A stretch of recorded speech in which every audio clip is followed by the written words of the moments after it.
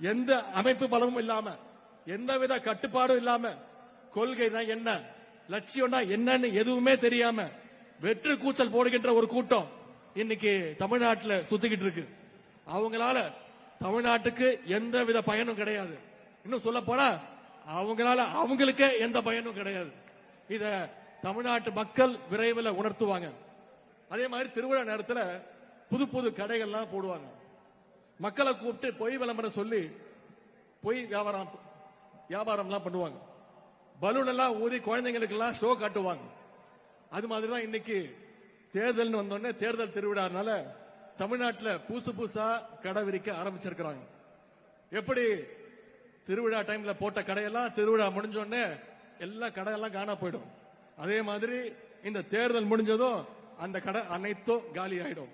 ஆனா திராவிட முன்னேற்ற கழகம் தான் என்னைக்குமே மக்களோடு மக்களா நின்று இருக்கும். அது மட்டும் இல்ல, திருவிழா கூட்டத்தில் பிள்ளை பிடிக்கிற கோஷ்டி, பிக் பாக்கெட் அடிக்கிற கோஷ்டியும் உள்ள வருவாங்க.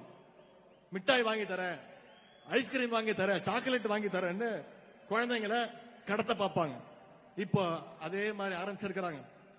இப்போ ஈடு கேஸ்ல இருந்து நான் காப்பாத்துறேன், ஃபெரா கேஸ்ல இருந்து நான் உங்களை காப்பாத்துறேன், மெடிக்கல் காலேஜ் கேஸ் ஊழல் இருந்து நான் உங்களை காப்பாத்துறேன், சம்பந்தி டெண்டர் எடுத்த கேஸ நான் முடிச்சு தரேன். இப்படி கேஸையெல்லாம் காட்டி காட்டி இன்னைக்கு அடிமை கூட்டத்தை பாசிஸ்டுகள் தூக்கி இருக்காங்க. இந்த மிரட்டலுக்கெல்லாம் அடிமை அதிமுக பயப்படலாம். ஆனா திராவிட முன்னேற்ற கழகத்துடைய தொண்டை எந்த உருட்டல் மிரட்டலுக்கும் பயப்பட மாட்டான்.